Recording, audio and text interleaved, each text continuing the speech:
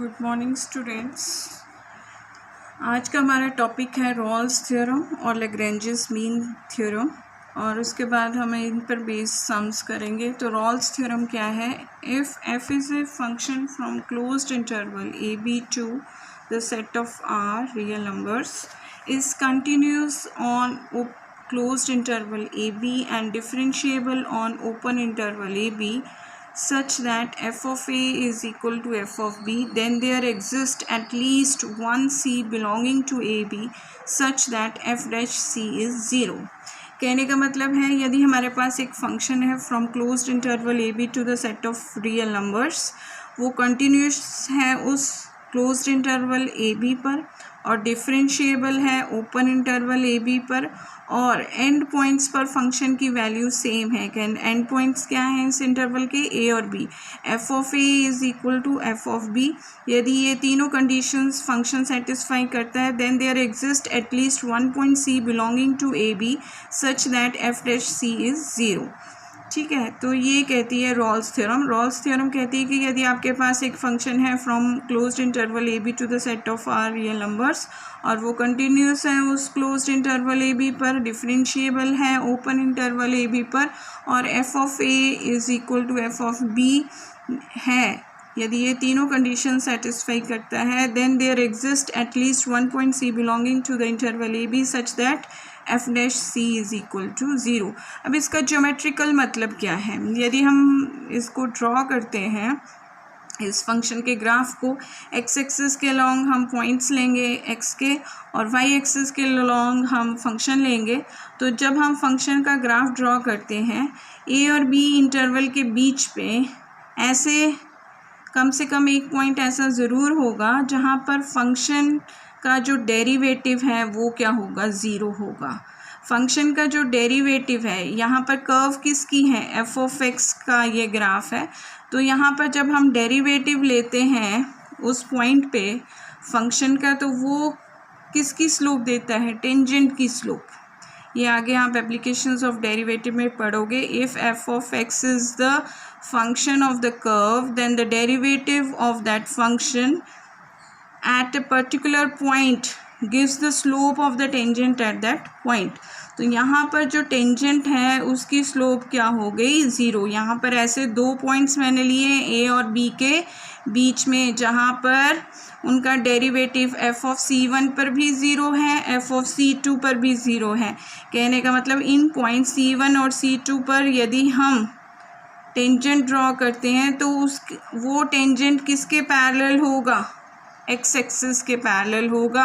उसकी जो स्लोप होगी टेंजेंट की वो 0 होगी। हमें पता है कि दो लाइनें पैरेलल कब होती हैं? यदि उनकी स्लोप इक्वल हो, और एक्स एक्सिस की स्लोप 0 है तो टेंजेंट की भी उन पॉइंट्स पर स्लोप क्या होगी? 0। कहने का मतलब उन पॉइंट्स पर जो फंक्शन का डेरिवेटिव है वो क्या होगा? 0। कम से कम एक पॉइंट ऐसा ज़रूर होगा, एक से ज़्यादा भी हो सकते हैं पर एक कम से कम ज़रूर होगा। ये कहती है रॉल्स थ्योरम। अब है Lagrange's mean value theorem. Lagrange's mean value theorem भी थोड़ा सा मिलता जुलता है रॉल्स थ्योरम की तरह। इसमें 3 कंडीशंस हैं रॉल्स थ्योरम में। लैग्रेंजेस मीन वैल्यू में 2 कंडीशंस हैं। फर्स्ट टू सेम वही कि F of X is a function from closed interval A B to the set of R real numbers, continuous है क्लोज्ड इंटरवल पे function और differentiable है open interval A B पर। तो ऐसा एक point, there exist at least one point C belonging to the interval A B such that F dash C is equal to F of b minus f of a upon a minus b. उस points पर function का जो derivative होगा वो किसके बराबर? Mean होगा, maximum value F of b minus f of a upon b minus ए।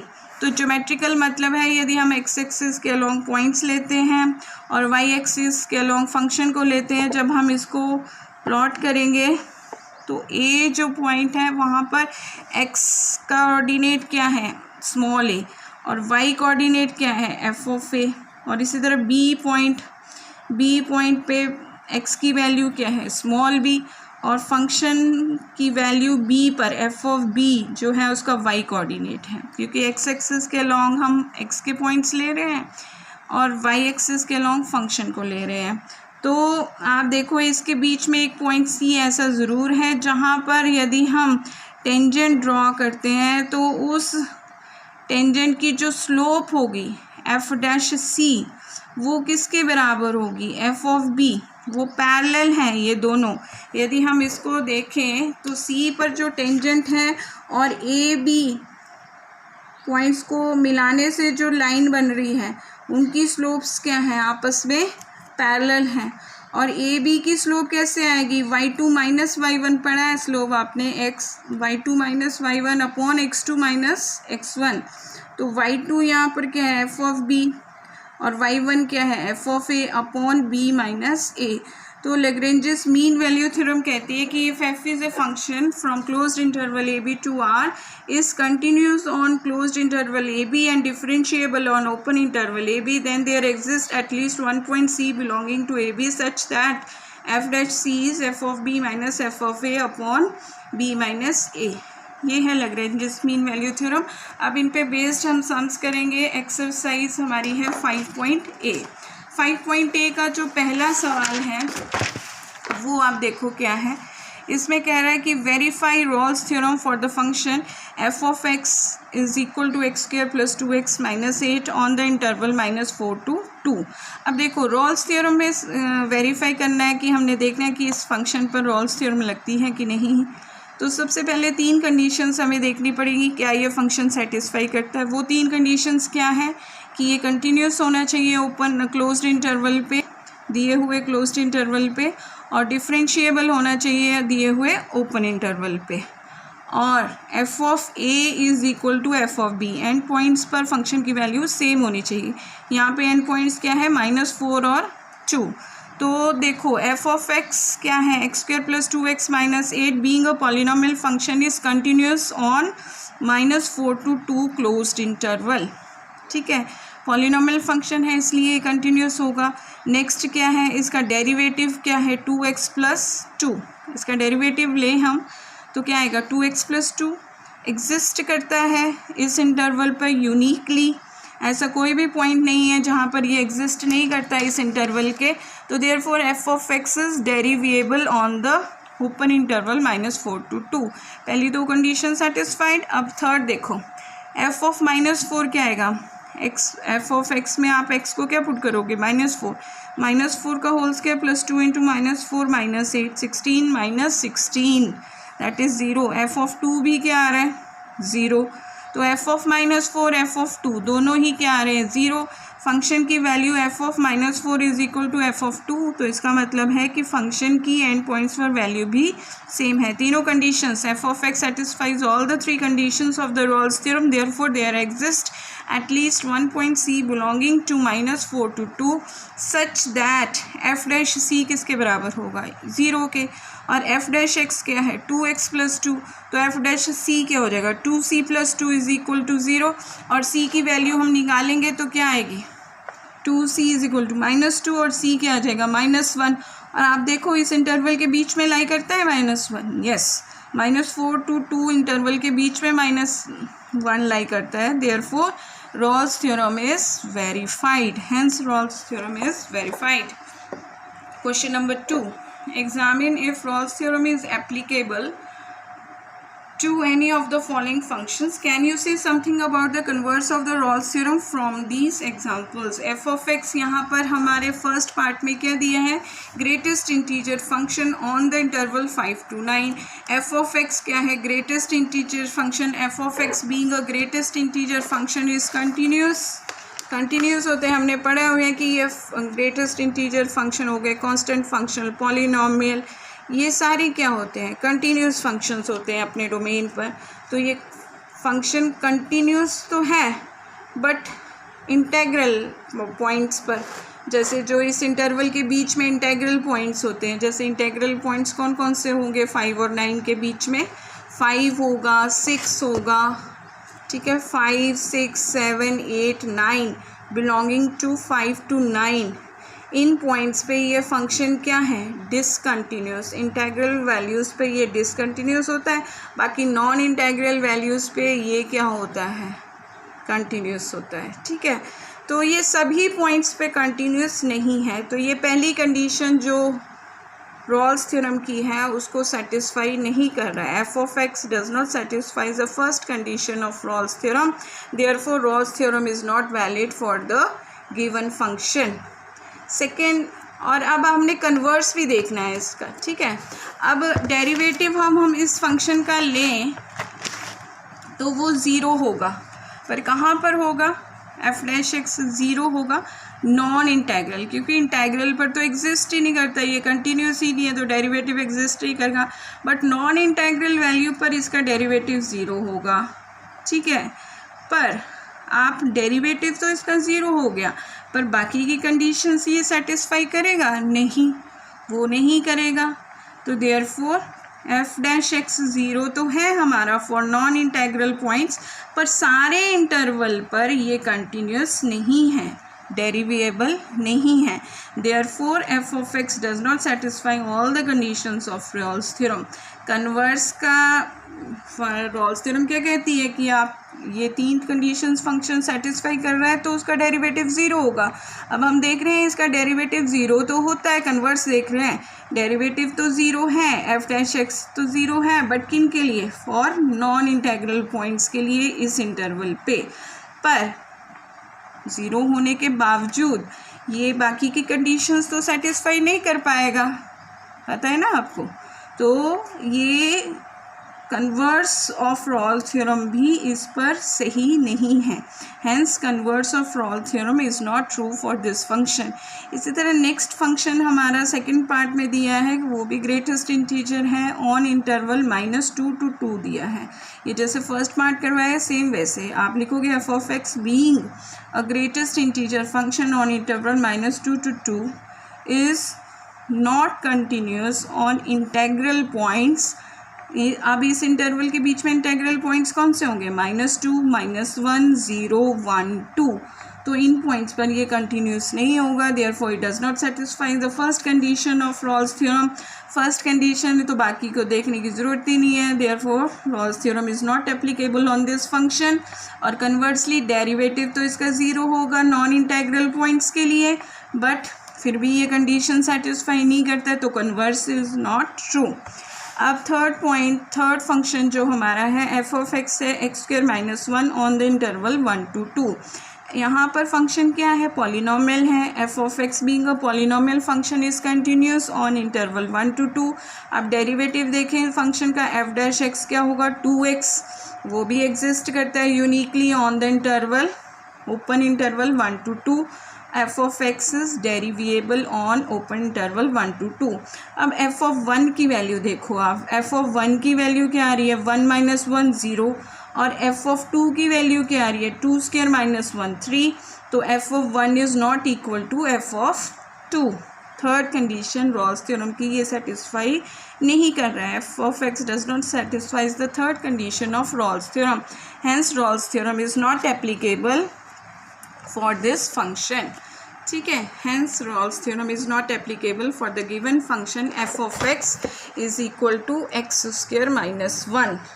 अब क्योंकि इसका जो डेरिवेटिव है, आप देखो इस फंक्शन कन्वर्स भी देखना है, ठीक है ना।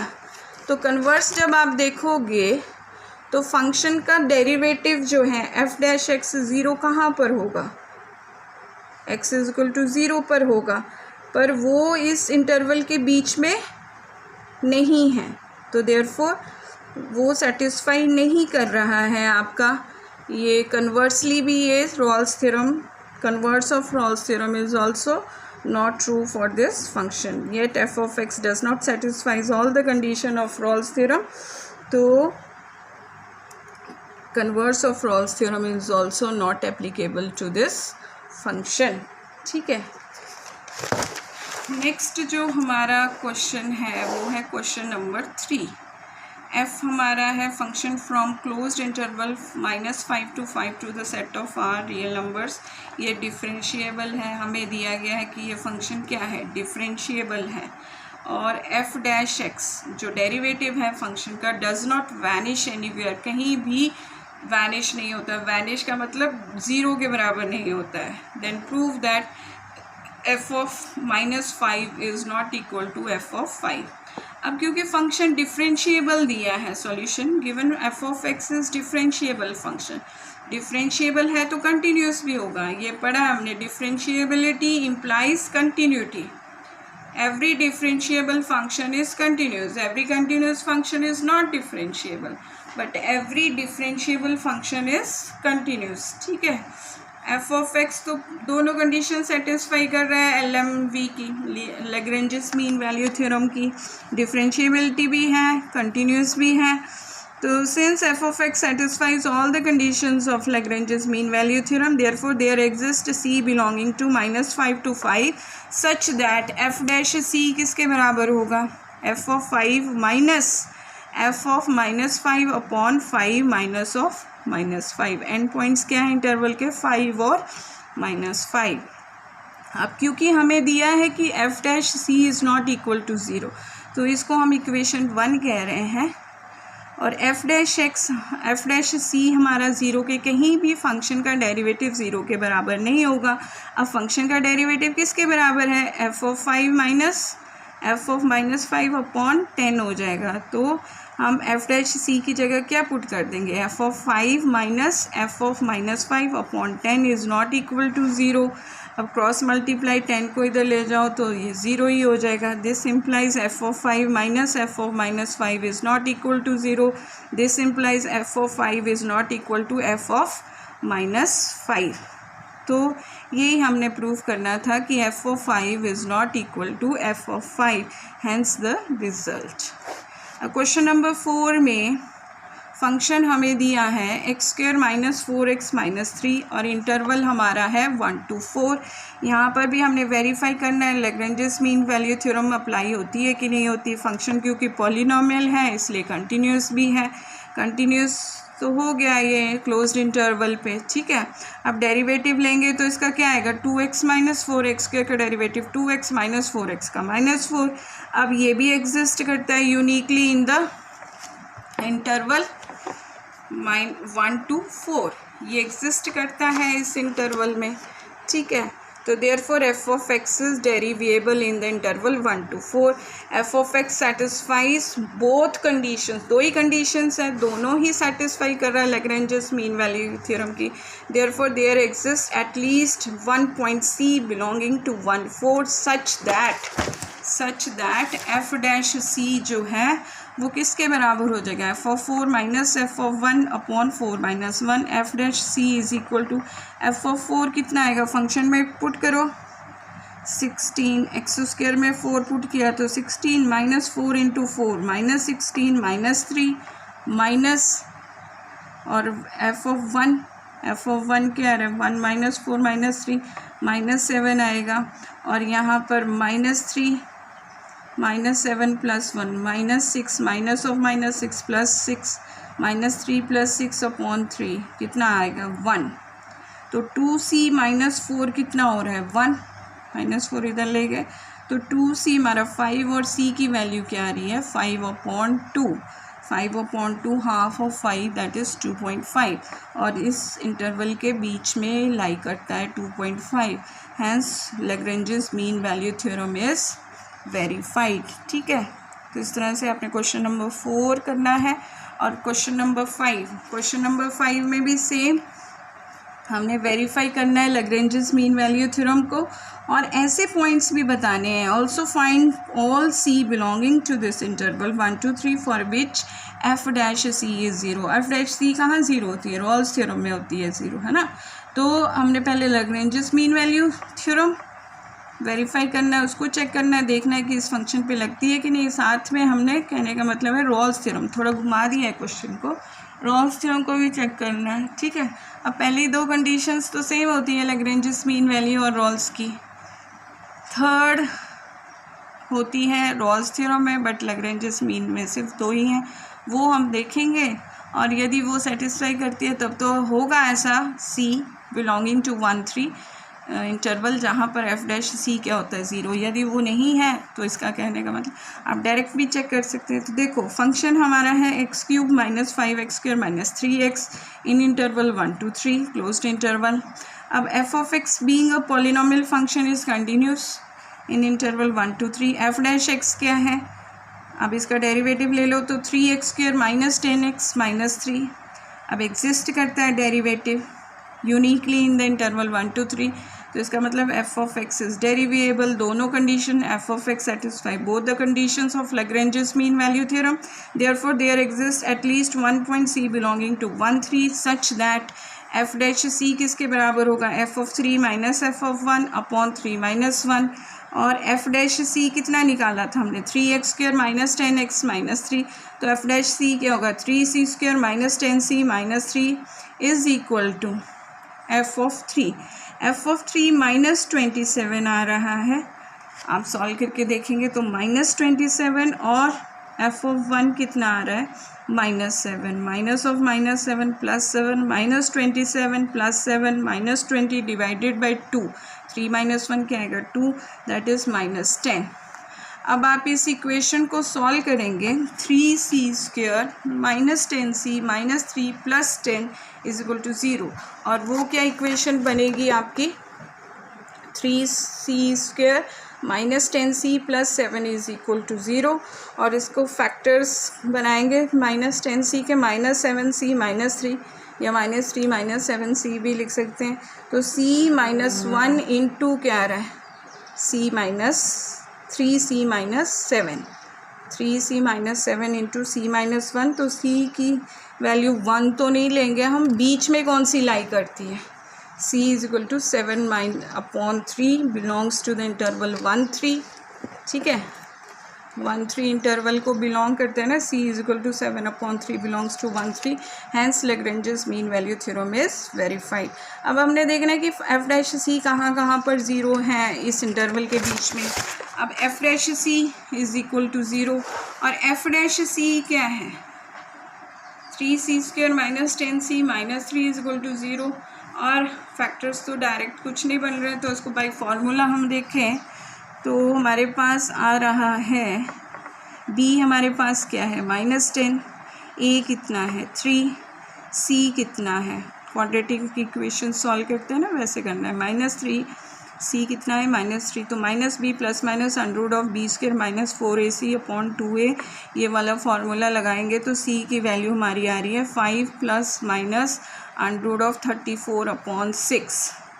और आप देखो 34 अपॉन 6, अब अंडर 5 कितना होता है, 25, 25 से बड़े हैं, मतलब 5 पॉइंट समथिंग आएगा ये अंडर इसका. अब प्लस लेंगे तो 5 में 5 पॉइंट समथिंग जोड़े तो 10 पॉइंट समथिंग, उसको हम किससे डिवाइड करेंगे, उसको डिवाइड करेंगे 3 से. यहाँ हमने 2 कॉमन ले लिया तो यहाँ हो जाएंगे 3 से जब डिवाइड करेंगे तो 3 पॉइंट समथिंग इंटरवल के बाहर आ गया नंबर. अब 5 माइनस 5 पॉइंट समथिंग माइनस करेंगे तो माइनस 0 पॉइंट समथिंग आएगा, उसको 3 से डिवाइड करोगे तो 1 से छोटी वैल्यू होगी. तो कहने का मतलब ये जो c की वैल्यू आ रही है 5 plus minus under of 34 upon 3, that does not belongs to this interval. Hence there is no c belonging to this interval for which f dash c is 0. ऐसा कोई भी पॉइंट c इस interval के बीच में नहीं है जहाँ पर फंक्शन का डेरिवेटिव क्या है, 0. कहने का मतलब इस पे रॉल्स थ्योरम वेरीफाई नहीं हुई है.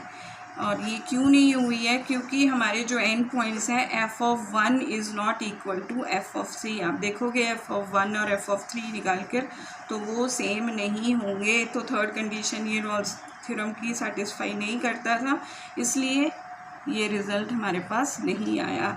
ऐसा कोई भी c नहीं है इस इंटरवल पे जहाँ पे फंक्शन का डेरिवेटिव क्या है, 0.